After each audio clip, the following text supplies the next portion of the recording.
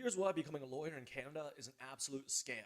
This is from the point of view of a Canadian who attended law school in Toronto and then proceeded to work in the US. And I'm putting this video out there to share some information that I would have liked to receive when I was thinking about my future career.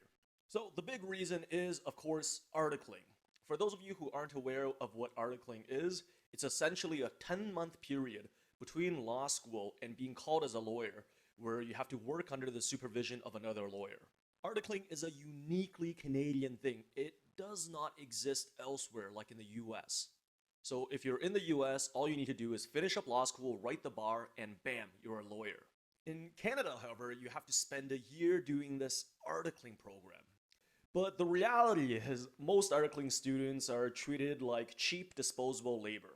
In fact, for decades and decades, there was not even a minimum wage for articling students, and it was only a few years ago that Ontario made moves to implement minimum wage. Just imagine that. You go to undergrad for 4 years, do law school for 3 years, put yourself under a huge amount of debt, then you write the bar, pass the bar, and you get a minimum wage job for a year.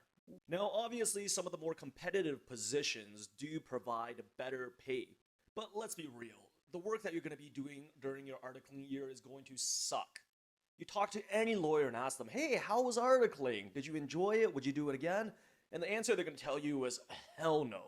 You do the work of a lawyer, you work every bit as hard as the lawyers, but you're being treated like a student and you're being paid one.